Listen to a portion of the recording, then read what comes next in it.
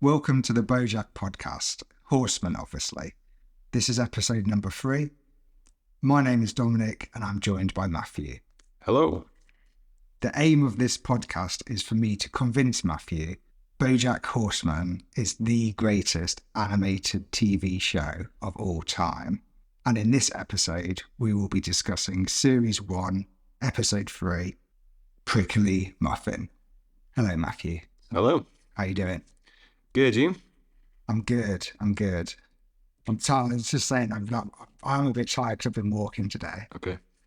I had a nap before I came in. So I've been sat in front of a computer editing photos for the last 72 hours. So hopefully this will be a nice break for us anyway. Yes. Just a bit of fun. Yeah. It's nice to not stare at a screen for a while. Yes, yeah. You just get to look at me for however long this takes. So this is Prickly Muffin. Yeah, tell us what happened, to give us an overview of what happens in this episode, Matthew. My initial thought is going into this is that I think this is going to be a lot more straightforward than the previous 2 episodes.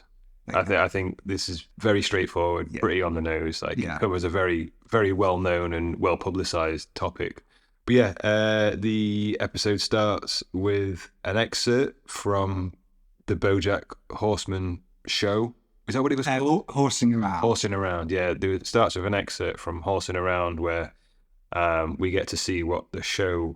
We've seen like little snippets of it when he's watching it on TV, but I think this is maybe the first time that we've seen it as if we're watching it ourselves. And he's making breakfast for some kids, some chocolate chip pancakes, and one of the girls is hiding under the table. She throws out a few lines that are clearly implied that it's her like punchline, like her tagline kind of thing. And there's some not very funny jokes, but they're not supposed to be funny. There's like studio laughter. I think then it gets. They get a boom mic in the shot, and they have to cut, and then it shows you Bojack speaking to the audience, like trying to entertain the audience, and then speaking to the young girl. He tells her that she needs to do whatever it takes to be famous, to make people like her and like play up and be her part and whatever, which then sows this seed in her mind that will determine how she conducts herself for the next 10, 20 years or so. And then you cut to current day, and she appears on TV, and she's a big pop star, and then overnight she becomes this has-been, has a drug problem, has substance abuse problems, ends up living with Bojack for a while Bojack tries to help her, quote unquote help her, but he doesn't really help her. And that's about it really. She leaves in the end. So this was written by Raphael Bob Waxberg, the creator of the show. This is directed by Martin Sundreyer, who was one of the animators on South Park. Okay. The first series. So is that a good series? The first series of South Park? No. Okay. South Park. I thought this was going to be a nice thing where you were like, oh, I really like that. But South Park obviously has a very iconic animation. And I believe Matt Stone and Trey Parker set out at the start to have this very stylized animation, but it's really rough. It is rough, but so he was one of the animators. Okay, so he has heritage in the industry then, kind of thing. Yeah, I understand that. Yeah. But I like South Park, so I was like, oh, Matthew would like that. Yeah. So like you said, the episode starts with a scene from Horsing Around, and Bojack is making chocolate chip pancakes for everybody, and Sabrina's hiding under the table because she doesn't want to go to school. Bojack says, what's up, Prickly Muffin? Which I was trying to think, is there any other context where Prickly Muffin doesn't refer to a vagina that's got a bit of stubble on it? Because that's what is implied later. Yeah. Like, I'm trying to, I didn't know whether I suppose I'm asking you whether I wanted to actually have a chat about whether I'm missing something with, is it a cute nickname that I've just oblivious to? I don't know. That you would give to a child? I don't know. For me, it was just another dumb line in a dumb show. Okay. Well, for me, I think it felt very sexualized from the start. Yeah. I was like, like that's a really weird thing to be saying to a child. Yeah. And I think that is where this, like some of this episode is going. So the mic falls into shot, which causes them to stop filming. And Bojack has this real sort of back and forth banter with the audience, which I think it sort of, again, shows, because he's got the limelight on him, he's really enjoying it. I think it also shows him in his natural environment as well. Okay, I think like he thrives in that moment that, oh, something went wrong, that's fine. Like, you know, it's okay. We can carry on. And it wasn't like a prima donna sort of like get you out, fire that guy. Yeah. No, it was just him having opportunities just to interact with the audience, and seems like he's enjoying himself as well. He seems actually happy. Is this the first time we've seen him happy? I mean, I know it's only episode 3 and it's not episode 3, but I think it's the first time that I've seen him comfortable in his own skin. Yeah. This also leads to Bojack giving Sarah Lynn the very dark, ominous speech under the table. Yeah. Where he says, "Those boobs and jerkwads are the best friends you will ever have. Without them, you are nothing. Remember that. Your family will never understand you. Your lovers will leave you or try to change you. But your fans, you be good to them and they'll be good to you. The most important thing is you've got to give the people what they want, even if it kills you, even if it empties you out until there's nothing left to empty. No matter what happened, no matter how much it hurts, you don't stop dancing and you don't stop smiling and you give these people what they want." Yeah. And it's really, is there a part of it this is just how to entertain people and to be a good entertainer? Or is it how it sounds at first to me is like you have to sell your soul to be as famous and to be as good in this industry as you can be? A bit like, I mean, you'd say it to people about being a footballer, wouldn't you? You'd say like, you've got to practice every day. Yeah. You've got to give like everything you've got to this. So I think there's one bit that's a bit just work hard and play up to the audience. But no, because I don't think that's true. Okay. I think Bojack's monologue here, he's basically saying you've got to give yourself entirely over to your audience. Yeah. Or give yourself entirely over to the people that are, to use 2024 parlance, the people that are consuming your content. Okay. Yeah. I think the problem with this is that this is coming from Bojack's experience, right? Yes. So if I was to project what I think might be Bojack's problem, given what we learned in the last episode, is that he is compensating for not receiving the love and attention that he received as a child by receiving that from the general public by being a famous actor. And I think that he maybe is projecting onto, what's her name? The actor is Sarah Lynn. Sarah Lynn. I think he's projecting onto Sarah Lynn his own experience and his own drive and his own inadequacies onto her. Yeah, and I did. I don't think it's a reflection of the industry. I don't think it's a reflection of having to sell your soul to make it. Okay. I think it's just a reflection of Bojack. What's the word? Projecting his own problems onto his own experiences onto her. There is also a bit of comedy on that speech, that it's just such a dark message to give to a young child, and the switching back to oh, what's up, prickly Muffin? It feels like Sarah Lynn's probably caught off guard by oh God, what do I do now? There's a bit of comedy in it as well. Is there also a reflection on the fatherly figure in the show switching to the cynical Bojack actor and then switching back? Because this is mentioned later on in the show that Sarah Lynn maybe views Bojack as a pseudo father figure because he played this character in the show. And in this moment, he's like instantly switching between the kindly, loving father figure and then the overbearing, brutal, truth-saying, bitter Bojack, and then switching back to the so you mean like the comedy in that, basically, the conflict in that, for the girl. Okay, yes, Yeah, almost. It's sort of like having a father that at one moment pats you on the back for scoring a goal, but then kicks you up the arse to get back on the pitch, sort of thing. Yeah, like gives you the praise, and then the bit of a switch is too. But he's bigger than that though. It's like proper Jekyll and Hyde, because they are different people. Yeah. One's a character and one's a real person. But as I think maybe about 7 or 8. Is she played? Yeah, probably. Yeah, maybe quite confusing. Yeah. Someone I'm starting to understand. Parental figures. Yeah.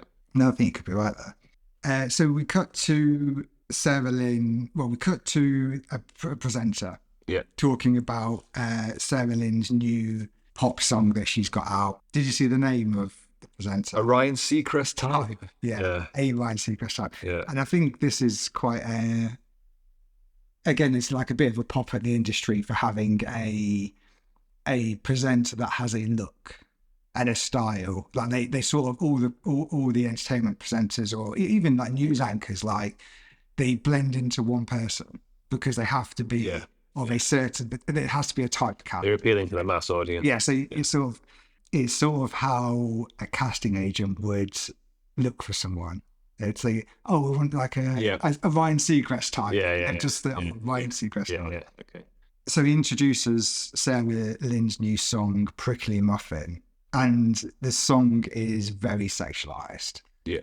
But I don't think it's supposed to be as blatant as the lyrics are. Okay. Like, I think what I was actually thinking is about when you think back at some like old Spice Girls songs, or like the lyrics aren't saying like we're having sex, but the innuendo and the suggestion is so strong that when you look back at it as an adult, you're like, wow, But it's a very sexualized song, again, pointing at how the music industry probably writes songs in a very deliberate way, I think, to attract an audience. And I mean, similar to Sarah Lynn, she goes, I'm sexy right now, and everyone likes sexy, so they like me. Yeah. It's all very like, it feels inappropriate. Yeah.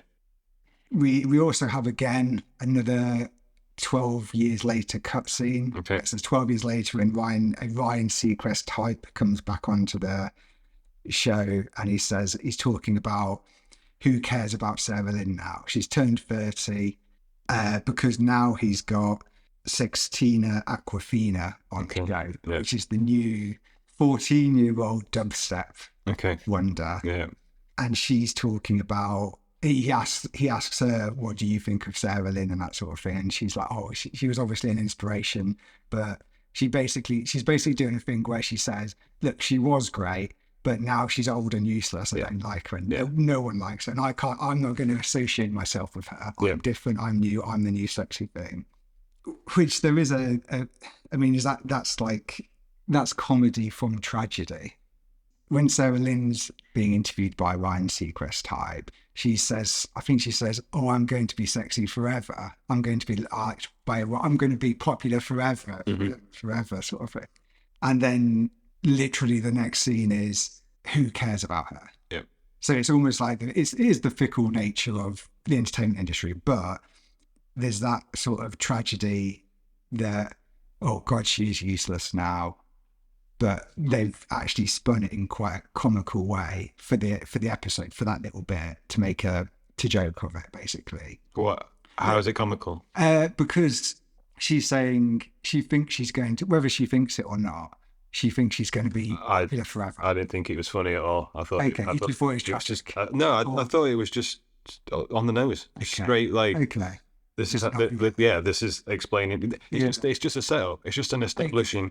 It's just establishing the theme for the episode, which is a very common and well-known theme. Yeah, we all get old. But I feel like there's a tragedy in the theme that we do get old, but we also don't think we're going to get old. When you get to that point where you are, there's a naivety there. Yeah, yeah, and then you have to sort of. The next best thing will come along. Yeah. But then you ultimately just have to laugh at how tragic. How many people have been in Sarah Lynn's shoes? Yeah. And all gone. Yeah. Oh, I'm going to be famous forever. Yeah. And then it's like it's just. It's like when you see famous celebrities that were known for being exceptionally good looking throughout their younger life, and like that's what they're particularly known for, as well as many other talents as well. But they were heralded as being like beautiful people. Quite often, a lot of these people, when they get later in life, they end up having a lot of cosmetic surgery, which is maybe trying to fight the sands of time. And again, I think I suppose that's the example. That's the same sort of thing as I'm trying to say. Like A denial. It's tragic. Yeah. But actually, when you look at it, you think it's that tragic. It's not that tragic that it's funny, but it's like it's almost comical that everybody goes through that that same system. Same thought process. Yeah. Yeah. A Ryan Seacrest type says to Sextina, what should Sarah Lynn do from here?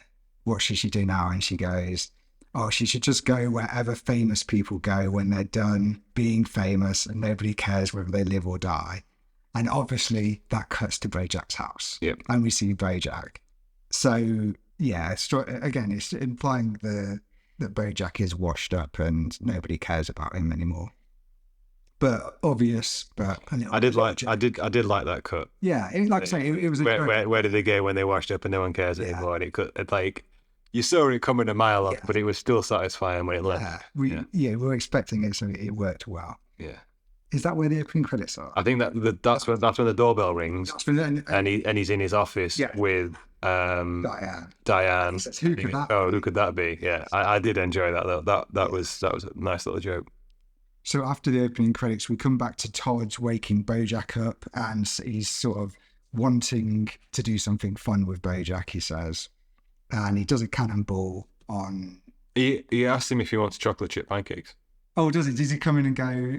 No, he said, who wants chocolate chip pancakes? Like in Horseman Obviously. Yeah, with the hope that he's going to convince Bojack to cook him chocolate chip pancakes rather than telling him he's going to cook them for him. Yeah. But this is the second time we hear the who wants chocolate chip pancakes, isn't it? Yeah. We get a little callback to the last episode. A little callback to the last episode where there's some paparazzi birds outside his window. Yeah. And they're like, oh, do you still hate the truth, Bojack? I like this. You can't shake it off. Yeah, this was a good anthropomorphic moment when Todd's talking about, he says, oh, it's a lovely morning, like the sun's shining and the birds are tweeting, and he opens the curtains, and there's the two birds outside, the two paparazzi birds. I did enjoy that, like having those two like budgies or whatever they are as paparazzi birds. It kind of fits well. Yeah, does it fit well because like they can? I was trying to think why it fits well, and is it because they can sort of access places that other people wouldn't? Maybe, sort of thing. So they can fly up to. But also, those kind of birds are known for like actually talking in real life, so like gossipy kind of thing. I don't know. I don't know why it works, but it does. Yeah, it's that. Yeah, the animals fit that vocation. Yeah, and I don't know. I can't really figure out why. Yeah. So Todd jumps on his bed and he breaks the bed. So now he's like, "Oh God, no, we'll have to go and buy you a new bed now." So they go shopping, and this is where Bojack thinks he gets recognised by some girls, and he's like, oh God, because the girls are like, oh my God, look who it is. And Bojack's sort of again thinking, oh, everyone knows me and everyone wants to say hello to me, and this is why I don't come out in public. But no, but he likes it. Oh, do you think? Yeah. But I feel like it's like, oh my God, more people again. I got the impression that he was happy about it. Okay. So he was getting quite excited to be like, I'm the star. Yeah, because then he gets let down. Yes, because they're actually looking at Sarah Lynn and Andrew Garfield behind him. So Sarah Lynn and Bojack sort of meet again and say hello, and we get introduced to Andrew Garfield as Sarah Lynn's entertainment husband, or no, what is it like? She says we're a power couple. Okay, yeah. Yeah, we're the it couple at the moment. So she says, oh, it's not a big thing, and then she's like, oh, it is a really big thing, by the way, because we're both really famous. Yeah. But then Andrew breaks up with Sarah Lynn in the department store, in the shop. Yep. Which causes I don't know, what do you call it when you just sort of, she has a breakdown? It's more than a breakdown. Well, basically she swallows a load of pills, she stabs herself, and she takes a dump on the sofa. But there's a couple of little jokes here that I quite like. The first one is when Bojack says, "Are those candy pills? Because if they're candy pills, that's a lot of candy. Like, you shouldn't have that much candy. You shouldn't have that much sugar." And I sort of feel like, what? I don't know why they would be candy pills. No. And why would that be your first assumption? So there's a joke there, I think. But also, I don't know, is there something else about Bojack being oblivious to other people somehow? I think it's the innocence part of it. Oh, sorry. It's the innocence part of it, surely. Because That's his little girl from the TV show. Yeah, oh right, so yeah, that's why I saw. And I think he knows what he's saying. He knows that they are drugs, some kind of prescription medication. But maybe it's a brain and mouth disconnect where he's like. And I like what you were saying about actually that you wouldn't want to believe that was happening. So that you disregard that. So the next option is their candy pills. He knows. So don't have that much sugar. Yeah. He knows that they're drugs because it's his TV daughter, and he's like doesn't want to accept that might be happening. Yeah. Sarah Lynn says, "Who wants to see me take a dump on that sofa?" And Todd just puts his hand up quietly. Like, everyone else is just like, and I was like, yeah, right. Yeah. So I didn't understand the Andrew Garfield thing in this. Okay, go on. Well, I don't. It's portrayed as being like really snobby and like stuffy, and like he doesn't come across as a nice person at all. And I don't know if I've missed some pop culture reference or something where Andrew Garfield apparently is not a nice person, but as far as I'm aware, every time he's in the film, like he portrays like pure, kind-hearted characters. Yeah, you're right. I don't think there is a specific about him. I think it's just him being a fairly famous actor. It's sort of weird in this show where some actors are named as they are named, as their actual names. And other people in the entertainment industry have a very similar name, but not that name. Yeah. And it's weird. I don't know why there's that. I was shocked when they specifically said Andrew Garfield. I was like, well, that's new as far as I'm aware. Yeah, I don't think I think they probably could have picked 5 or 6 different actors. But why couldn't they have just made up another actor? Yeah, you mean just like Sarah Lynn's obviously not a... No, Mr. Peanut Butter's not someone. Bojack's not a real person. Yeah. Why in this situation have they specifically chosen Andrew Garfield? I don't understand it. Yeah, I think that they're making something about the entertainment industry, so it's inevitable that names are going to come up, and I don't know what the thought process is now. Okay. Apart from a few jokes later about his name. So Sarah Lynn is having a tantrum here. And I think this is, Andrew says, "I brought you somewhere public because I didn't want you to make a scene." Mm-hmm. And I think this is a little demonstration of Sarah Lynn not having to have grown up. Yeah. So like something's not gone her way, and now she's doing the equivalent of lying on the floor and screaming. She even explicitly explains this in the next scene. Is that yeah. So this is sort of like a visual representation of that to show us before she talks about it. Yeah. So we cut to Bojack and Diane in his office, and they're continuing to write his book. And Diane asks about Sarah Lynn, and basically Bojack's like, "Oh, it would have been nice to get to know her a bit, but we bonded a bit on the way over to the hospital." And he's in the car. He's really sort of nonchalantly driving her to hospital while she's like, "Oh, I can see my organs," and Todd's like in the back, like with blood all over him and trying to cover up. And again, it just makes it feels like he doesn't really, maybe like you said earlier with the pills, he's not wanting to see the horrific state that Lynn's in now. Like he's like, "Oh yeah, lovely day for a sort of thing." I do like the fact that preceding this is when he said that we had a bonding moment. Yes, yeah, he says, yeah. Yeah, and Diane says something like, "Well, have you got to know her or something like recently, or have you caught up or something?" He said, I can't remember what he says exactly, but he says we had a nice bonding moment on the drive to the hospital. And then it cuts to that, and she's bleeding out in the back of the car with Todd like trying to help her, and it's like, and he just remembers it. Yeah, exactly. Yeah, but then again, I like whether it is like him not wanting to admit to what state she. I think that's exactly what it Yeah. is. Yeah.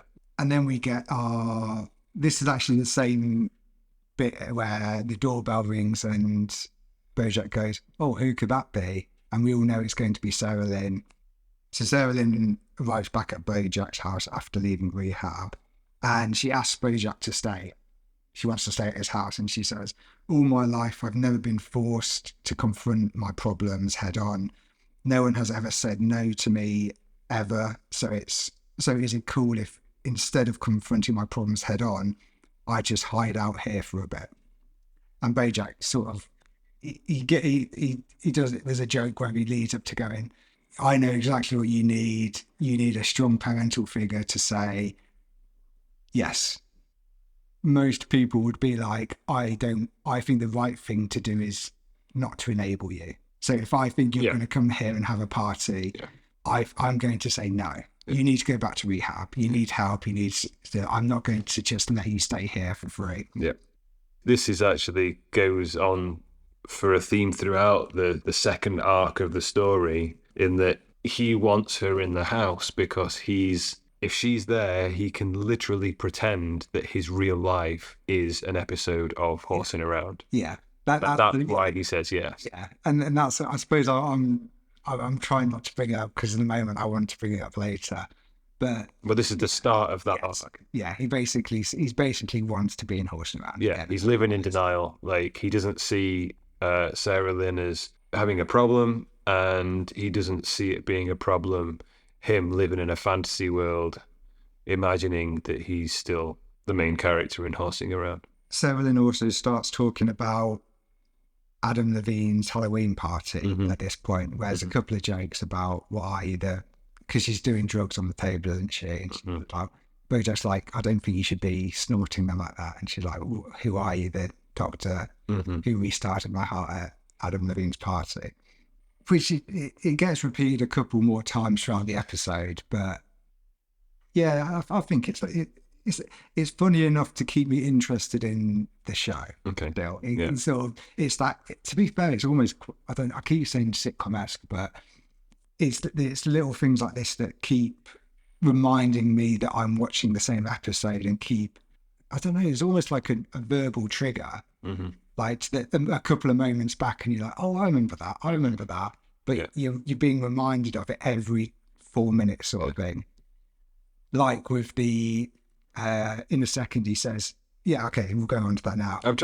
You just made me realise who it reminds me of, because that line she keeps saying, "Who are you?"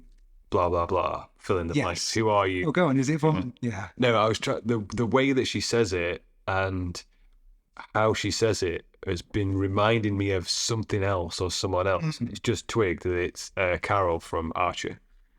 Yes. Yeah. Like, like, "You're not my supervisor" kind of thing. Like, that's the kind of thing that she would. It's irrelevant here, but it just. I mean, all the time since I've watched the same joke, isn't it? Yeah, I was like, who does that remind me of? And sorry, not Carol, Cheryl.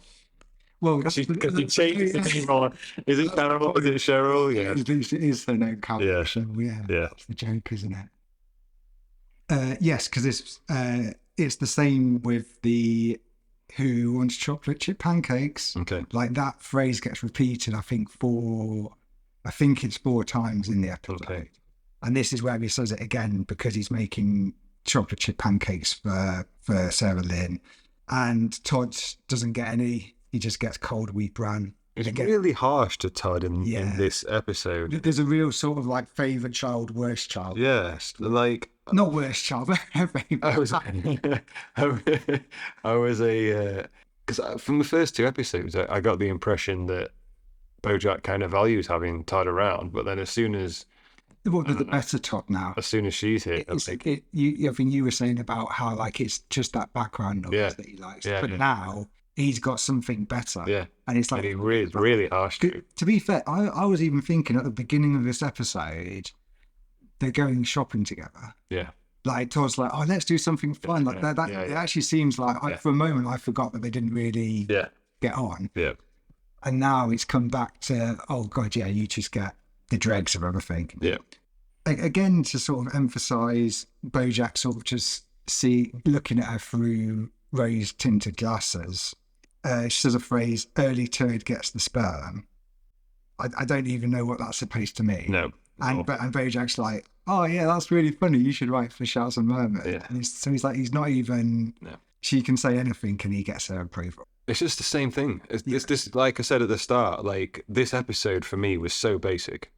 It's just the same thing reinforced over and over again. Yeah. And it's just an inevitable journey. There was nothing, I don't think there was anything in this episode that took me by surprise. One thing did. Okay. I'm not going to mention it. Okay. I definitely am mentioning this later. Okay. But I mean, as far as the story arc goes. Okay. I suppose there's a secondary story, which I think there's a surprise in. Okay. But this is also where we find out Andrew Garfield. Sarah Lynn says Andrew only eats lasagna. Mm-hmm. And Todd's like, Andrew Garfield only likes lasagna, which is a reference to Garfield only eating lasagna. Okay, I missed that. I didn't. I knew it somewhere, but I did have to look it up again. But in the cartoon, he just eats lasagna. Okay. This is almost where I think this is why he's in it. So it's why they chose him to make a couple of jokes about his name. Because it's an anthropomorphic nature. Yeah. In a show that's all about living animals. The opposite, like Garfield should be a cat. Garfield should be in the show. But he's not. Maybe that's why they have picked him then. Because there's another reference as well for something that he does. He hates Mondays. He never likes meetings on Monday. And that's a joke. Garfield makes it. Okay. Right, okay. Yeah. Time's like calling it out. Okay. Maybe to the fourth wall a bit. Like, yeah. And look, audience were making. Yeah, I've never been particularly familiar with Garfield, so those went over my head. So Sarah Lynn asks Bojack if she can go, if there's anyone that can take her shopping because she got a DUI. And there's a bit, again, a joke I've seen a lot in stuff where they go, because someone got a DUI. Yeah. She's referring to it until it calls her out. Yeah. And then she says, well, if I can't go to the mall, can I have some friends around? And Bojack's like, okay, yeah, have some friends around. But yes, he lets her have friends around because she sort of guilts him into it. She says, oh, right, I'm a burden to you. I'm no longer cute, so I have nothing to offer the world. At that point, Bojack's like, okay, you can have friends around. So she really manipulates him. Yeah. Which I think she's obviously probably had a lot of practice in and a lot of, she knows exactly what she's doing. And, well, to be fair, I mean, I think kids anyway are probably pretty good at manipulating it. She probably could have said, with the way that Bojack has been acting in this episode, she could have said anything. Yeah. And he would have said yes. Yeah. But he does say, oh no, because he's hesitant at first. He's like, I'm writing my book. Like, I can't have a load of people around, like I need to focus. So he is a little bit defensive about it. Yeah, but what I'm saying is he doesn't need that much. No, okay, yeah. It's like if your mate says, do you want to go to the pub? And I'm like, I'm writing my book. And he says, I'll buy you a pint. Okay, cool. Let's go. Yeah. Like, he only needed one little push to send him over the edge. Yeah.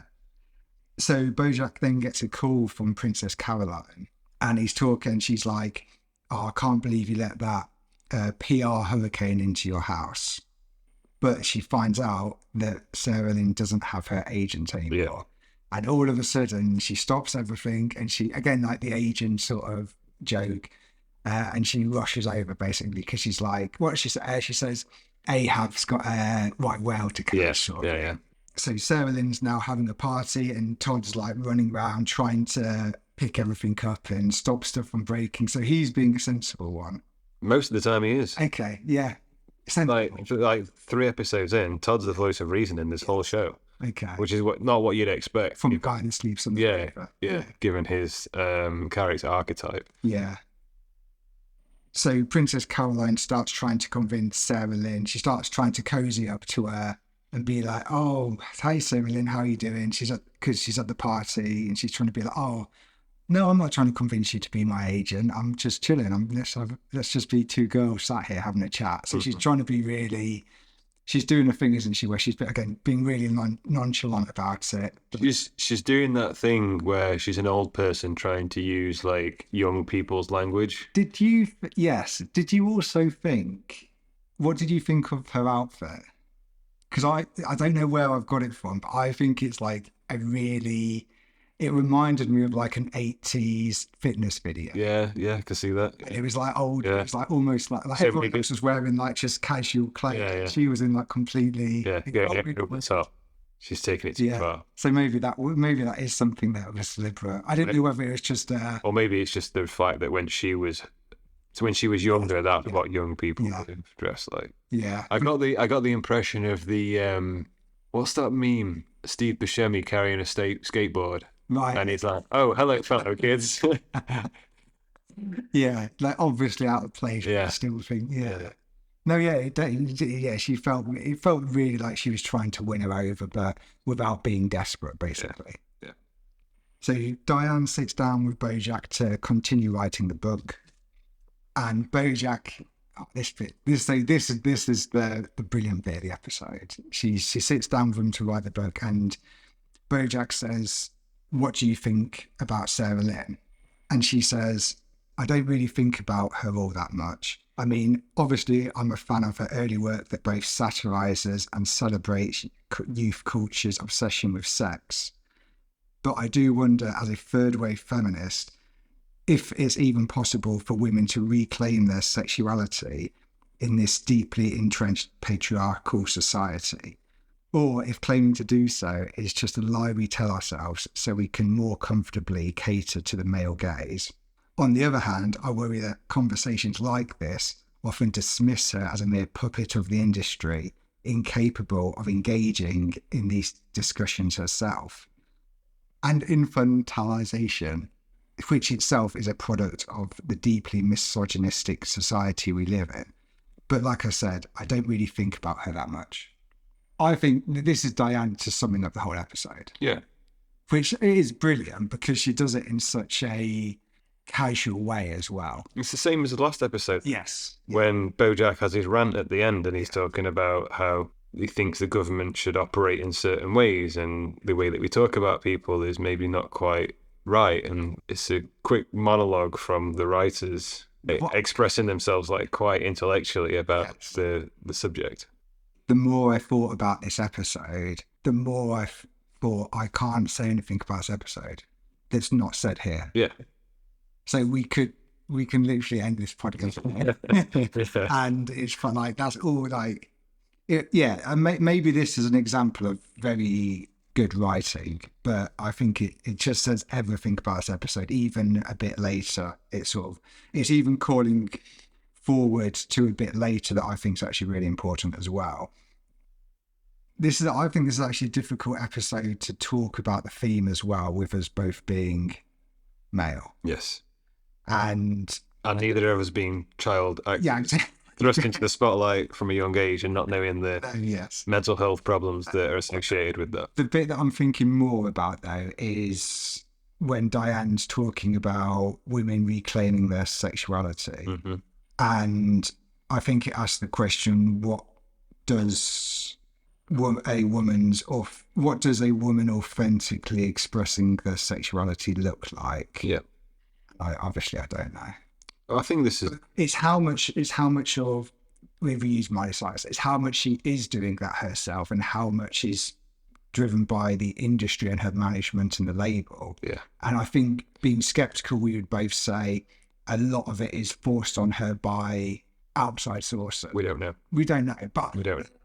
I think that's what the analysis comes down to, though, is that if Diane is saying that her writing these songs about her sexuality is an effort to reclaim female sexuality in a patriarchal society, that all depends on whether either the record label is pushing her to write these songs and there's a ghost writer that's writing the songs for her, or if she's doing it from her own volition. Yeah, that's what it comes down to. If she's doing it off her own volition, then she is taking power back. She is taking she is reclaiming that sexuality to express herself however she wants to.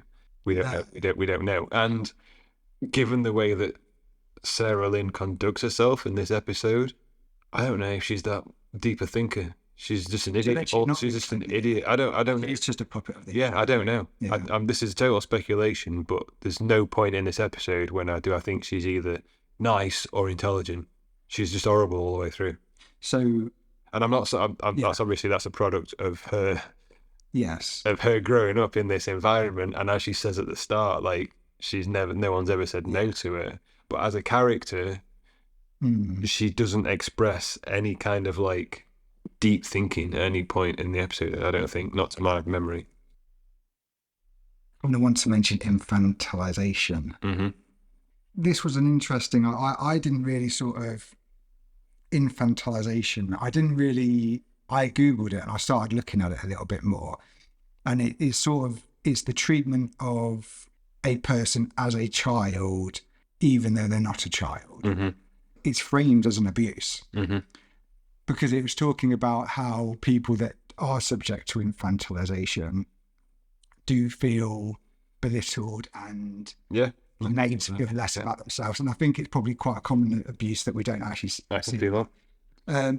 It's not always like directly maliciously abuse as well. Like, if a parent struggles to see their child growing up, like they might always see them as like this young. But then that's abuse, isn't it? Yeah. Like it's that thing. Not intentional, is it?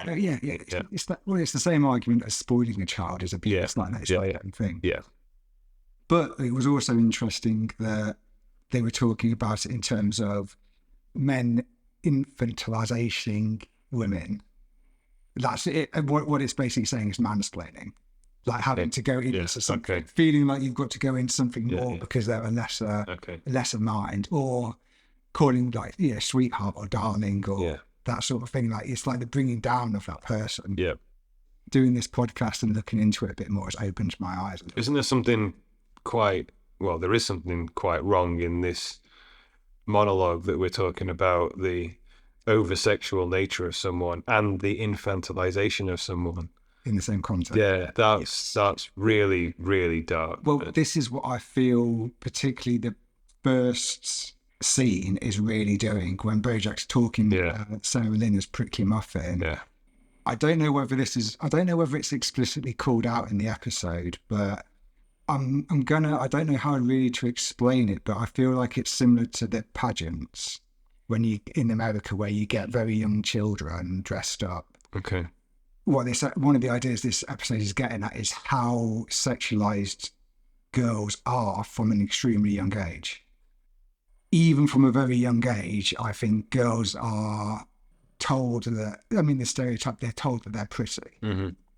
You're a very pretty girl. That's an over-sexualization. That's a sexualization. Yeah, isn't the... And that's not just in the entertainment, that's everywhere, but I feel like it's even more so in the entertainment industry. Isn't the case here Britney Spears? Yeah. Because she was on... What was she? Was she one of the Disney kids or something from a very young age and like thrust into the spotlight? Yeah. Like her first music video. Yeah. She's literally dressed as a schoolgirl. Yeah. Like it's you look at it now, man. Like it's wrong. It's like it's so weird. It's so weird. I feel like this is what this episode's hinting at, where in the very start he says, "What's up, Prickly Muffin?" And I just feel like it's so overt. I don't think it's just to set up the fact that she's got a song called that she calls. It's a really weak setup to say your song. Yeah. So now we need another reason why we'd call her Prickly Muffin. And the only thing I can think of is calling out the industry of over-sexualization of girls from a young age. Entertainment. Yeah. But, and more awful for is, it obviously makes people watch TV. Yeah. And I don't know where that conversation goes. Yeah. So we get a cutscene here of Bojack remembering being in the dressing room with Sarah Lynn. Because Diane pushes him, I think, a bit more on what was your relationship like. Oh, okay, yeah. As you were working with her. And we get a cutscene where Bojack's getting his hair and makeup done and Sarah Lynn's getting her hair and makeup done. Sarah Lynn says to Bojack, "Where did you go to college?" She says, "I'd like to be an architect." And then her mum says, she didn't do that thing to that Star Search producer so she could be an architect. Yeah. And so this is obviously taking a jab at parents exploiting their kids and trying to make money out of them. And I think it's a dual-pronged thing. I think it's the highlighting the pushy parents element of young stars and child actors and whatever. But also, I think it establishes the kind of role model that Sarah Lynn is growing up with, knowing that, well, it's implied that her mum gave this producer sexual favours in order for her to get her daughter a shot on this TV show. So that's her role model. And that shows the kind of environment she's growing up in. So then we cut back to Diane and Bojack in his office again. And Diane asks, why are you letting Sarah Lynn stay at your house? And he says, I'm just helping out a friend. I'm not trying to play out some sick dad fantasy or resolve some deep guilt for past neglect, or even retroactively fix my own childhood by recreating someone else's. And I'm especially not doing all those things at once. Which there was a comedy in the line. Yeah. That is like... He knows. Yeah, he knows it is. Yeah. But what's really great, I think, is then he hears the crash and he says, did someone hurt my precious baby? Mm-hmm. I feel like that line, I think, again, the way Will voices it and the way it's written and the way it all works re-emphasises all those points he just said as well. It's so on the nose. It's like all the episode, it's been implying that Bojack feels this way and Bojack has got these feelings and all this. And then in that one moment, I do understand, because you've got like the duality of like him trying to justify all this stuff and explaining that he's not feeling this way when he really is. Then that moment, did someone hurt my precious baby? Just nail it to my forehead. So after Bojack's run off to find Sarah Lynn, it turns out she wants to build a sweet cocaine / sex closet. Mm-hmm. But what's interesting again is that Sarah Lynn guilts him into it again. Yeah. So she's continually manipulating him, continually getting what she wants, and Bojack just says yes. And he even goes, can you take that picture off the wall first? And she's like, no. She doesn't care about Bojack's... Well, not. Do you know what I'm trying to say? Yeah. She doesn't care about Bojack's house. Yeah. She doesn't care about him at all. No. She's just using him to get what she wants and to have this party. Again, whereas Todd is worried, trying to collect everything. Mm-hmm. But Bojack explains that he knows how to parent because of his time on horsing around, which is obviously like exactly what he thinks and exactly where Bojack thinks. Again, it's sort of, I feel like this is calling back to the idea that Bojack's so confused about reality and sitcom life because he's been the main character of it. Yeah. But also, I think we are confused about sitcom life and real life, so it's and in Bojack's life currently, he is acting out the sitcom life. Yeah. So it's just him thinking that he knows. Obviously, completely absurd that he would know how to parent because of a sitcom. Mm-hmm. That Todd says this is real life, and at that moment we get a comedy cartoon moment where one of the lemurs runs through the scene on fire and jumps through the wall and leaves a silhouette of him going through the wall, which is it sort of reminds us that this is a cartoon, but also, there's a little bit of light relief there, I think. Maybe I just like that the writer Raphael is reminding us that it's a cartoon. Maybe. Why? Because of the dark subject matter? Also because he's talking about how one of the themes is TV shows are just a show. Okay. It's not reality. Yeah. So he's reminding us that even this show that we're watching is just a show. Okay. Like even if he tells a story or discusses something in the episode, this isn't real life. Okay. I'm discussing something, it's more complicated than that in real life. So I don't know whether there's a bit of that. I hadn't considered that.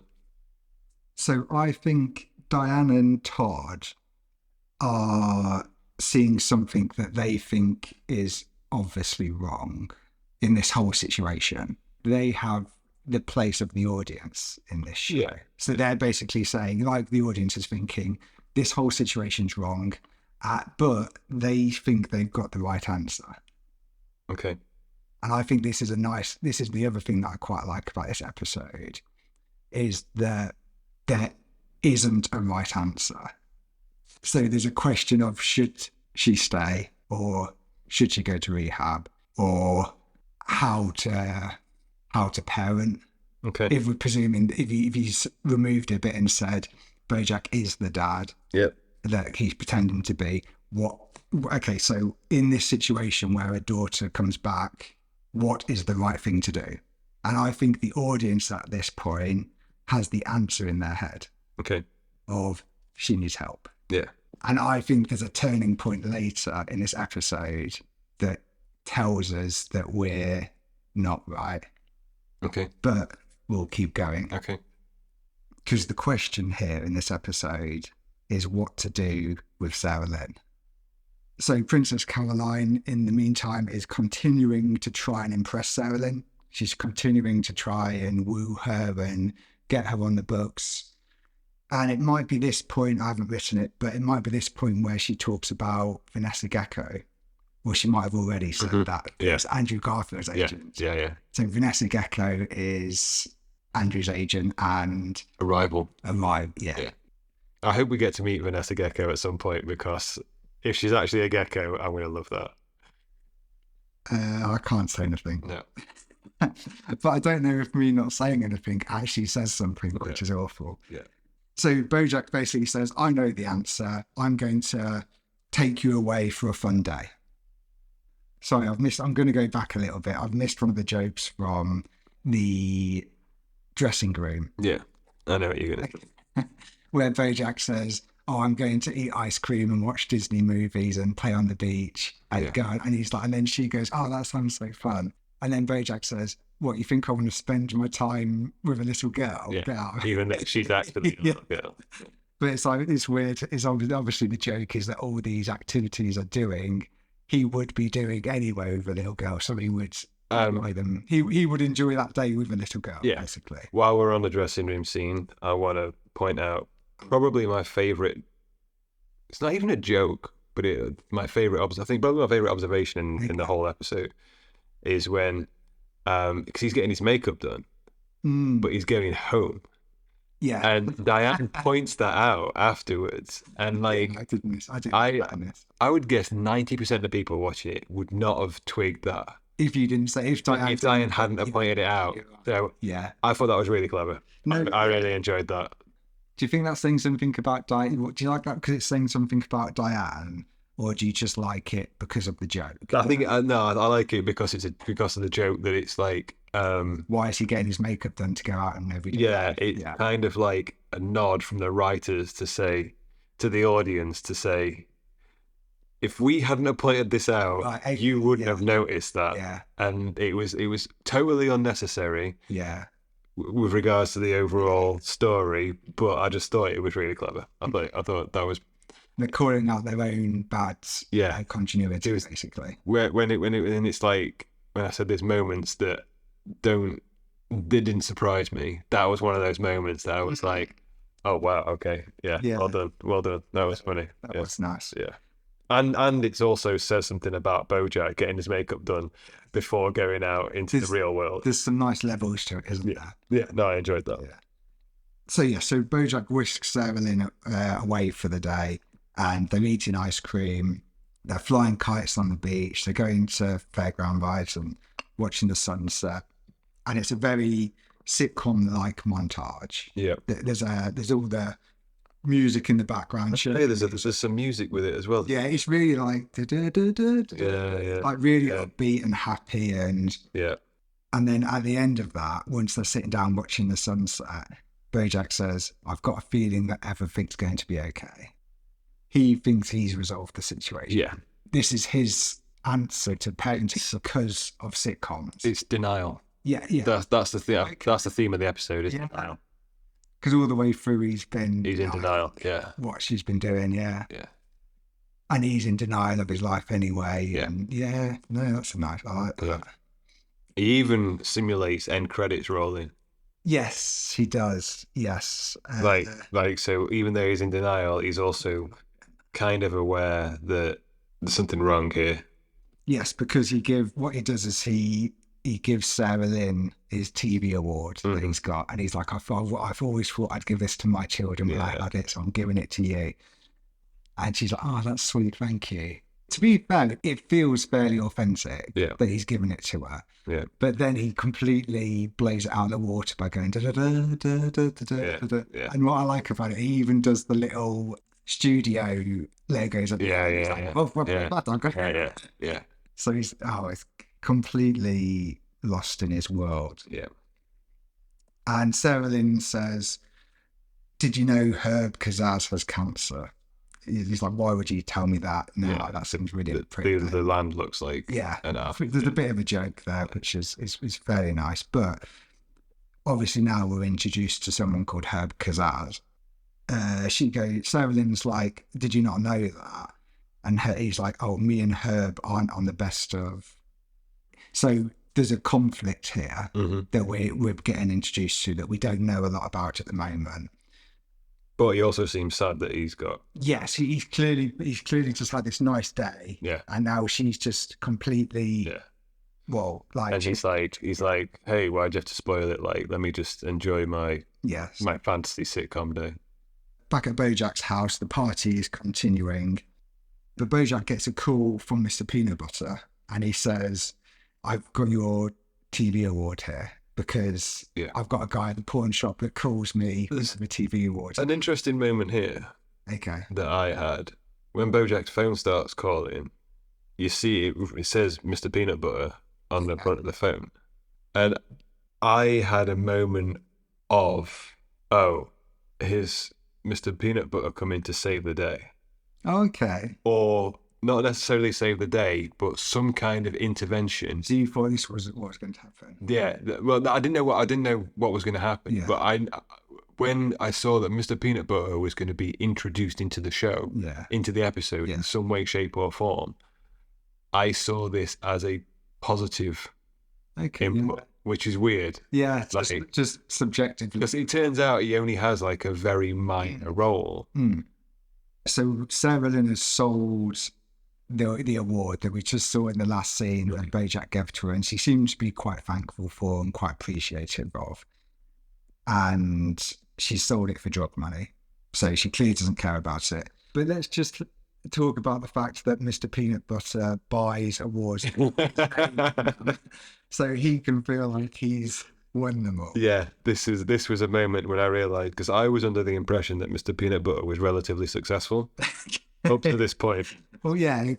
And now we realise that he's not. He might have some kind of success. He might have some awards still. He might have had some, but he doesn't care that the awards were given to somebody else. No, and they're his now. He's actually quite happy with the idea that it's that thing where you pretend you won something. Can you do a little speech in the middle, played really well today.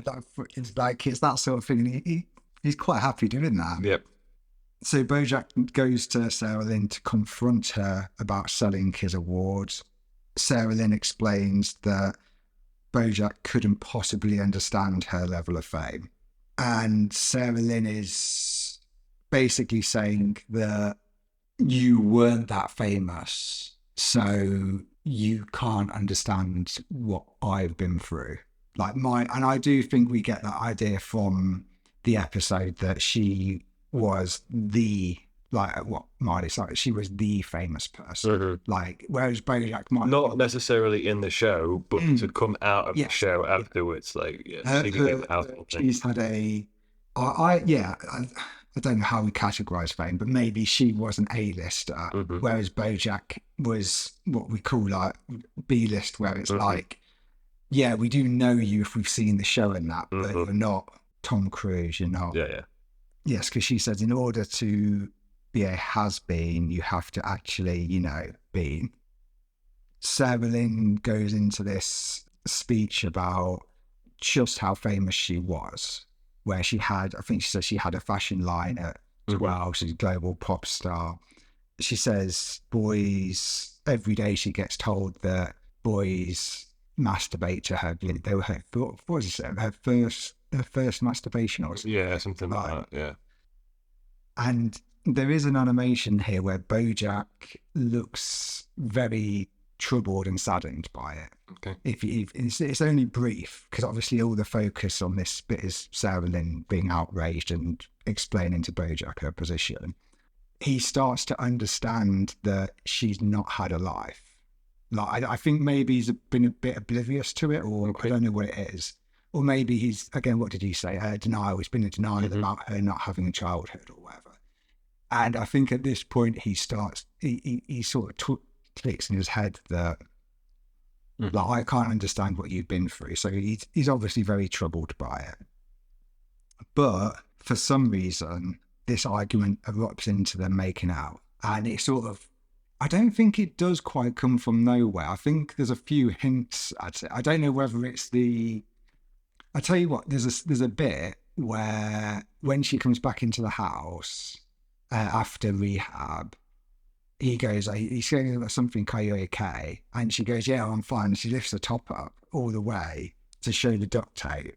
And I just thought it was a really weird bit that when I look back on it, I'm like, was that like a little bit of a hint that something's going to happen between them? Because it's her being quite loose about her sexuality. And maybe it's her showing that she's a woman and not a little girl anymore. Yeah, exactly, yeah. It didn't feel like it came from nowhere. Okay. Although there was a bit of a run-up in the argument about we're both drunk and we're both adults and we're both drunk, and I think he says, she's like, you just provided a strong masculine figure when I was young, and so there's that, but I think it is foreshadowed a little bit earlier as well. Did you think it came out from nowhere? No, I saw it coming a mile off. From the argument or from... Yeah, no, from the argument, yeah. Whether it was coming earlier or not, possibly. Yeah, it's awful. It's an awful scene. And I'm so glad that Todd was there to verbalise what we were all thinking. Yes, so that's when they actually do have... I don't know whether they had sex the first time, but... Because there's That's the first time there's a second round, though. Because after Is that... it? Oh, okay. Sarah Lynn's sitting on the sofa, and she's burning his ottoman. She says, she's like, okay. Bojack, because this is where Bojack comes in, and he goes, instead of who wants chocolate chip pancakes, he goes, who lit my ottoman on fire? Okay. So he's like, again, the callback to phrases earlier. Yeah. She's just sat there burning his furniture, and then she's like, oh, would you want me to put this out with my boob? And he's like, oh, yeah, that's a really... Your boob would be... It's like a really... That's the worst thing to use to put it out. He says that, but then also, obviously, his mind's now thinking about her in a sexual way. Yeah. So this is when they start making out. Okay. Todd I must have gone like the first one. Yeah, but no, because it happens really close together. Okay. But then Todd comes in and he's like getting caught in it. Yeah, it's like, what are you doing? Yeah, and he's just verbalising exactly what the audience is thinking. Yes, we all... What are you doing? What are you doing? And he like drops his blanket. Yeah. And he reaches in to get it and says, oh no, I'm in it now. I'm part of it now. Yeah. Oh yeah, it's just... it's awful. But it's the final coming together. It's the ultimate culmination of two extremely maladapted and broken individuals that are fueling each other's worst traits, coming together to, I don't know, have some kind of moment of connection in a very deeply inappropriate way. Todd and Diane sit down with Bojack again to explain how bad the situation is. And I do like the joke where Todd says, that's the longest 2 minutes of my life. And Bojack goes, it was longer than 2 minutes, like directing it at Diane, sort of implying that, this is, I'm not going to talk about this joke now, but I'm going to talk about it in the next episode. Okay. Because there's the better version of this joke in the next episode. But I do like that joke. And Todd is very angry, so he has an angry nap. Okay. And there's something, I feel like there's something quite endearing about his angry nap. You didn't like it? No, it was dumb. Because he lies down on the floor and he's on his rug and starts like, I didn't get it. So this is where Diane says she's got daddy issues and drug problems. Bojack's like, we've both got that. So you can't say we're both in trouble, is what he's saying. Yeah. But then Diane says, yeah, but she came to you for help. So he's sort of implying that he is in the wrong, he's not doing the right thing. And again, this is the Diane as the audience saying to Bojack that your answer to Sarah Lynn is wrong. Whatever, like, I don't know what the question is about Sarah Lynn, but the question for Sarah Lynn, your response to it is wrong, is what Diane is saying. Yeah. So now we cut to Princess Caroline continuing to impress Sarah Lynn. And Sarah Lynn, did you see what she was looking at on her phone? Oh, pancakes, yeah. Yeah, pictures of pancakes. I think at this point, the party's sort of finished now, but her demeanour is very... I don't know. Relaxed. She seems very... I don't know if this is relevant, but it seems like she wasn't looking at photos of chocolate chip pancakes online. She was looking at them through a photo album.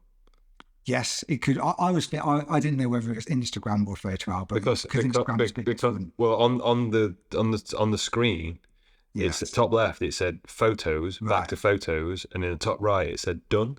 Okay. So generally, that's if you're looking through your... No, it didn't. No, sorry, it didn't say photo. It says camera. Right. So if you press the top left, it goes back to the camera as if you're in your camera, and then you've gone to your photo album. So I think either way, whether it's photos or Instagram, because we've had the catchphrase of "Who wants chocolate chip pancakes," mm-hmm. I think it's very poignant that she's looking at pancakes, and I think the way she's on the sofa, sort of laid down, and the way she responds, she was playing a game with Princess Caroline. Now at this point, she just goes, "Go and stand over there." Yeah, she's fed up with it. She's fed up with the party. Yeah, and I think she's in a very down place. And for me, it feels like she has this link that the pancakes are making her happy. Like, she doesn't I don't know what it is, but this is her joy that she has now. Yeah. And thinks about a childhood that wasn't in the industry she was in, where she could actually just have pancakes made for her by her parents and enjoy them. So while she's on the sofa now, this is where Bojack decides to be firm with Sarah Lynn. So it's sort of taken on the advice of Diane and Todd, and he basically says, "You can't live here anymore," which leads to Sarah Lynn saying, "I guess I'll just move out and I'll find one of the other billion people who will let me party at their house." And Bojack says, "No, you shouldn't do that." And she says, "Oh, I know, but I can, so I will. I'm in a place right now where I never need to grow as a person or rise to the occasion, because I can constantly surround myself with sycophants and enablers until I die tragically young. It's pretty much too late for me." And again, I quite like that the characters have a good observation about themselves. Self-awareness. But where I really like this is the whole episode we've been talking about Sarah Lynn. At the end of Diane's speech, she talks about we don't enable Sarah Lynn to be able to talk for herself. Mm-hmm. We're all having these conversations about, oh, isn't the industry so bad? Or are women able to reclaim their sexuality? Or what do we do in this situation? What do you do with child actors? So even the way through this podcast, we've been talking about all those different things. And it's now that we actually get to hear from the person who this is all about. It is the thing that's forgotten.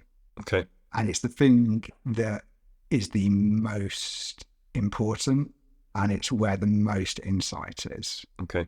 I think you're going too much into it. We know what the problem is. We've always known what the problem is. This is a problem in society. Yeah. This is a problem with child actors and the maladapted nature by which they grow up and then find very detrimental and toxic coping mechanisms, either through bad relationships or substance abuse, whatever it helps them to deal with this bizarre life that they've been given. Not that they've chosen for themselves, our lad, that's been thrust upon them from a very young age. Everyone in society knows that this is not good for you. And it's been well documented all the way back to the likes of Michael Jackson growing up in the Jackson 5 and whatever, and the way that he turned out, and just it's a well-known phenomenon. This little speech from Sarah Lynn is literally just the writers of Bojack Horseman succinctly explaining the situation that these child actors find themselves in. I don't think it's Sarah Lynn even talking. I didn't even hear Sarah Lynn in this monologue. I heard the writers of Bojack Horseman saying, this is the very sad and unfortunate fate of most, not just child actors, but people that are thrust into the limelight, not of their own accord, and have to use whatever they can to help them deal with this bizarre lifestyle they've been given. Yes. No, yeah, I definitely agree with that. And it like, I'm trying to tie it back to what I was saying earlier about how, so all the way through this, Bojack's had an answer to what to do with Sarah Lynn, and Diane and Todd have had an answer to what to do with Sarah Lynn, which I think is the audience's answer. And I think this is now Sarah Lynn's voice coming in saying, you've all got it wrong. You can't let me stay at your house. Like, it doesn't matter if you let me stay at your house. It doesn't matter if I go to rehab. It doesn't matter if you're tough on me. It doesn't matter if you're easy on me. This is the situation I'm in, and it's not going to change. I don't think it's Sarah Lynn talking at all. I think it's the message. This is a message directly from the writers, or it's just really bad writing, because this massive revelation of self-awareness comes out of nowhere. Because she's not been given the voice yet. Because with the whole episode and the whole conversations we've been having have been about her. So she's not been able to have a voice. She could have said this at any point. Yes, you're right. Sarah Lynn could have interjected at any point, but I think the point that it's at the end is important because it's finishing off the episode with the subject of this conflict has now actually become able to speak. Okay. Like, the writers deliberately have excluded it up until she was always able to speak, and she's just expressing exactly what she's been thinking the whole time. But on this issue of what to do with if we frame what to do with Sarah Lynn. All she's saying is that if you're not going to allow me to party here, I'm going to go and party somewhere else, because I'll always find someone that can say yes to me, because I don't know how to respond. People don't say no to me. That's not something that's ever happened to me. She explicitly explains that at the start, right? Yes. So she spends this whole episode at Bojack's house having a party because she can. Yes. Because Bojack says yes. And she's taking drugs and she's drinking and she's doing whatever she can to live her toxic lifestyle. Yeah. And then as soon as Bojack says no, she says, okay, fine, I'm going to go and find someone else that'll say yes. But I think... Because she's trapped in this cycle. Yeah, she is. Yeah, she's definitely trapped. Like she said, there's nothing you can do for me. So, but I think that's the... And when people are in that, yeah, people that you care about, you need to try and help them. So you think that there is still hope for Sarah Lynn? There would be hope for Sarah Lynn if in she the real world. If she had some kind of intervention rather than just being in control. You're still on Diane and Todd's side then? Yes. That you should be firm. Well, not firm, but no. I'm not saying that I'm on Diane and Todd's side. I'm saying that I maybe it's the optimism in me, but she could get quote unquote better. Okay. She might not die young, as she says, if she makes the right life choice. If she got the help. Yes. All the writers of Bojack Horseman are saying is that she's in this self-fulfilling cycle because no one's going to say no to her because of the lifestyle that she leads, which will inevitably lead to her untimely death. Yes. This is when she was talking, I didn't hear Sarah Lynn talking. I heard the writers given us a commentary on this state, this insidious problem in Hollywood that is child actors and or people that are in a position that they don't want to be in. Just quickly, Sarah Lynn tells Princess Caroline that she's going to meet Vanessa Gecko. Yeah. So after all that, she goes, "Oh, you know what? I will go and meet Vanessa Gecko now." Mm-hmm. But then this is the twist in the story, and this is what I was saying earlier about this is the big surprise that I don't think anyone would see coming. No. So that is done quite well, and I think I haven't even explained it, have I? Princess Caroline reveals herself back into her work clothes, and then she says to her agent, "Get it all over town that Garfield's agent is meeting with his ex's agent." Mm-hmm. And then get me a meeting with Andrew Garfield this weekend, so not on Monday, and somewhere Italian so we can have lasagna. Yeah. And I think it's really cunning of Princess Caroline to have that plot. Yeah, she's playing the long game. Yeah, but then also she knows what to do so well. Do you know what the issue is here? Okay. I don't care about Princess Caroline at all. As a character. Okay. She out of all the characters that have been introduced so far, she's by far the weakest. You're right. I think all we know about Princess Caroline at the moment is she's a ruthless agent, and I think she seems to be with Bojack. it was nice. It was nice to have the twist that like she's played a different game to everyone else, but yeah, I don't care. Although I did enjoy it when she climbed the wall. Yes, that was like that. A cat, yeah, that was a nice little cat joke. We will find out more about Princess Caroline. Mm-hmm. And this is where, again, it's difficult for me because having seen her so much, I'm like, oh my God, she's amazing. Okay. But again, it's really refreshing to have your eyes at this point where it's like, she's nothing. Yeah. She's nothing. Like what she done. Yeah. And again, that's a really nice thing about having these conversations. Bojack sort of says, well, what could I have done? And Diane explains, well, maybe he could have been a better role model when she was young, but also she never really stood a chance. This is what our celebrity culture does to people. Mm-hmm. Is that a different way of saying what Sarah Lynn said? No, it's exactly. Okay. It's just stating everything that you've been thinking throughout the whole episode. Okay. But I feel like there she's saying there's no chance for her. There's no, where Sarah Lynn's saying it's pretty much too late for me. Yeah. I can surround myself. They're both really pessimistic about it. Yeah. But I feel like you could leave out Sarah Lynn's statement. But there is a chance for her because in real life, you do have both stories. Mm-hmm. You have stories where people go off the rails, especially with musicians. Like they die young, they either take their own life or overdose or whatever. But there's people. But then there's also ones that come out the other side that also have very good careers afterwards. So there are both stories do happen. It's just I think it's unfortunate that because humans have a negativity bias. Yes. The bad ending stories, they're the ones that we remember. Yes. The Kurt Cobain, for example, those kind of ones are the ones I remember. We don't the ones where it all turns out happy in the end. They get clean and they like live a long and fruitful life. We don't. That's not very really highlighted because they've probably achieved other things later on in life that supersede their troubled past.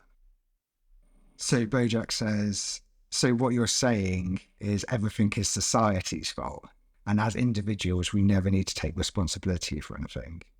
We can't do anything wrong as we are products from our environment, bouncing around like marbles in the game of hungry hippos that is the random and cruel universe we live in. Everything is because of society. Everything is meaningless. Nothing I do has consequence. See, now this is where we're skirting dangerously close to our usual conversation around determinism, free will, and nihilism. So what Diane sort of tried to imply is that the environment that Sarah Lynn grew up in was so toxic that she never stood a chance. Yeah. And still doesn't stand a chance because she's never developed and grown into anything. So using that model and the model I like, you would say, yes, it was always predetermined that she would have this tragic life, but also that's such a big influence on how you act that how can you actually be responsible for it if you didn't put yourself into, particularly a child actor? You don't have a choice about that. Well, then isn't that justification for the argument that a third party stepping in and introducing rehabilitation is the right course of action? If you're not in control of your own decisions and you are out of control, so to speak. Yeah. So you need someone to take control for you. Yeah. I'm not saying that is right, but then that's the argument. That's the new environment taking control. Yeah. So that's again another example of how you don't actually you don't action anything. Am I going back to? I don't know. After all this, I don't even know if I want to open up the discussion about Bojack talking about everything is because of society and everything is meaningless and nothing I do has consequences. Can we talk about it very, very quickly? I don't think that's possible. Well, is it just? But okay, the obvious thing here, I think there is that Bojack is trying to distance himself from any wrongdoing because that feels like it's easier, and it means that he hasn't done wrong. I think it's just Bojack expressing his nihilism and pessimism. Yeah. Okay. Yeah. But it's very convenient for Bojack, isn't it, to be able to do that? Yeah, for sure. That's what he's clinging on to. We could have a discussion, and I would actually side with him. Just quickly, I would say yes, I completely agree. It's because of society, and you know where I stand on this.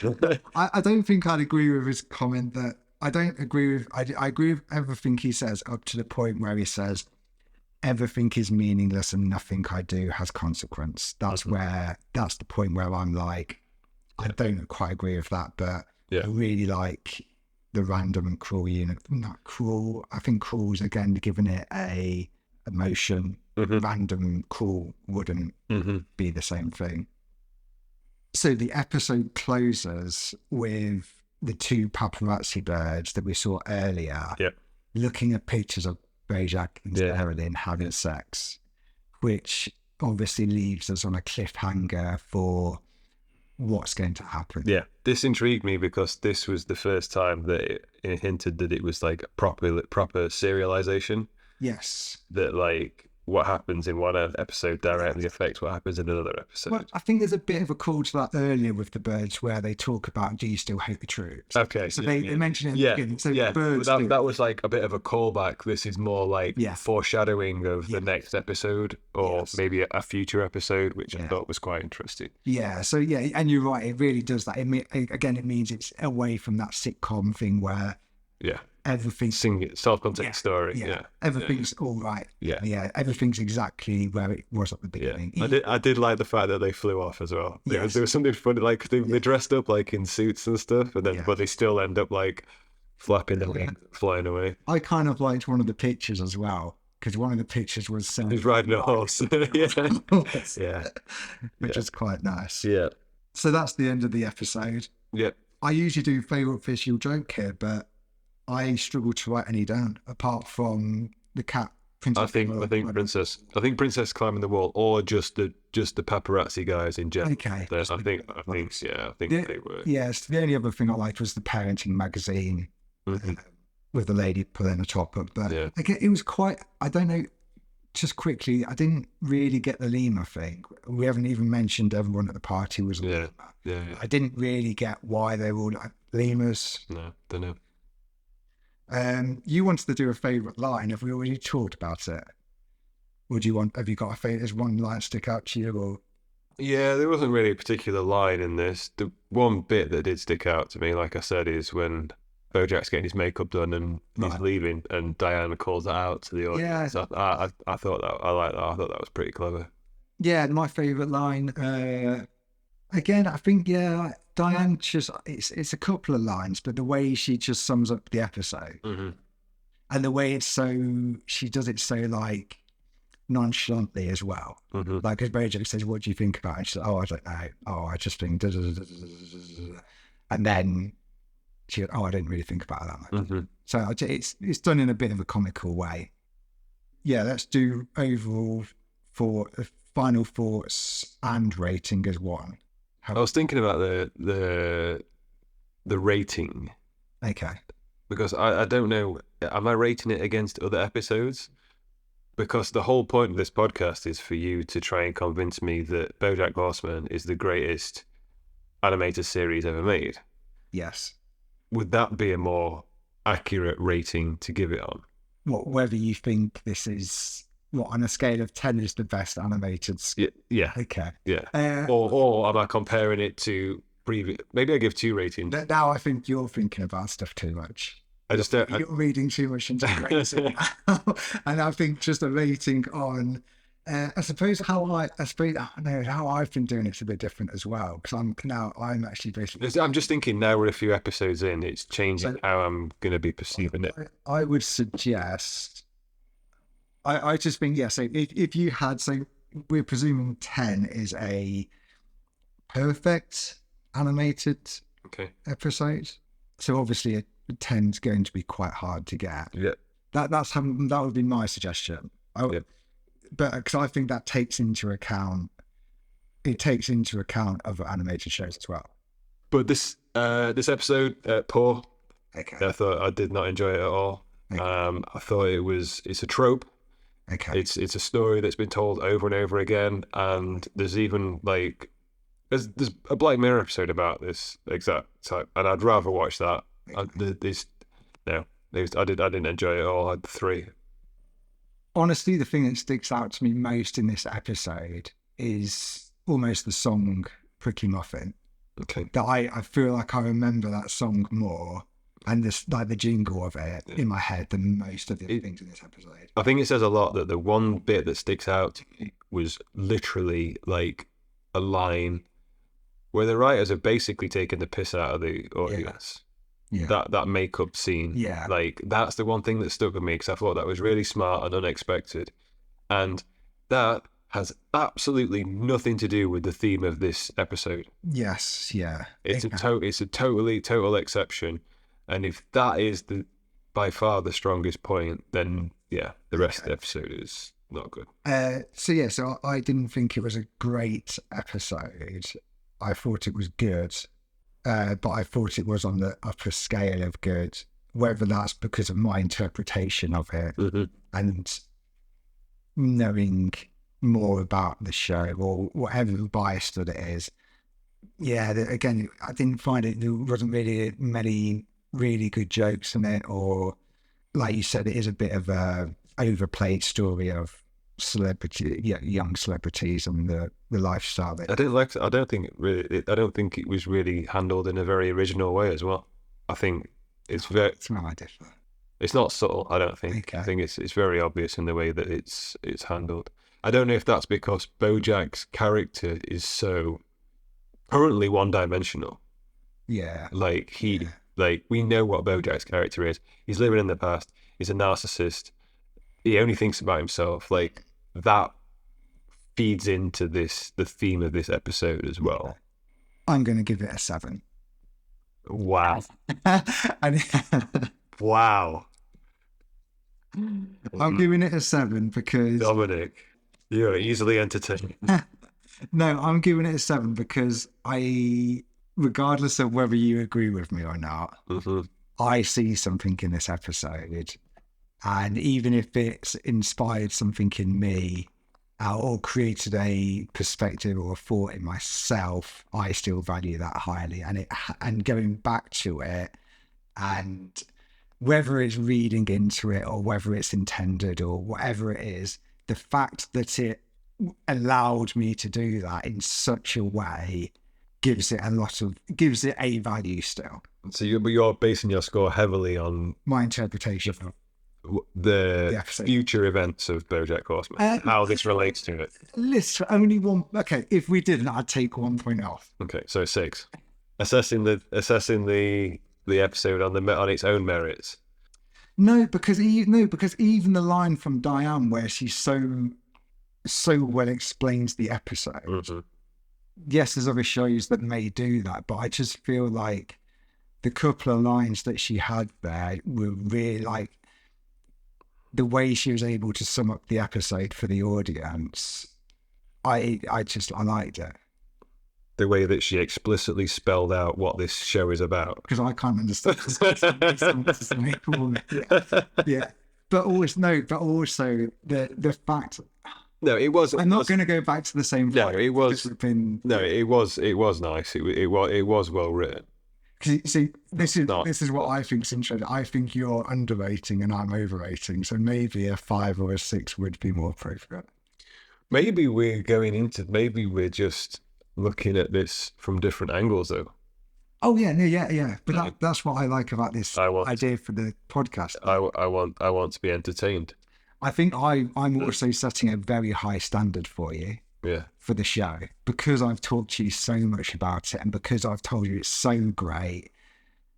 Whereas when I first watched it, I didn't have that. Mm-hmm. I just had. For the record, I still don't have that. No, you won't. No. But if your expectation is that it's the expectation gap. Like if it starts off high, it's harder to get. What was the audience score? IMDb is 7.3. Wow. You think that's really high. But I don't know. I don't know how these score. I don't know whether they've only seen these 3 episodes. Yeah. And then done a score. And like I said, I think it does change. Okay. But now you're going to get to see the end of the season and go, it was shocking. I'm going to go, no, it's failed. In the next episode, we'll be talking about season 1, episode 4, Zoe's and Zelda's. Thank you for listening.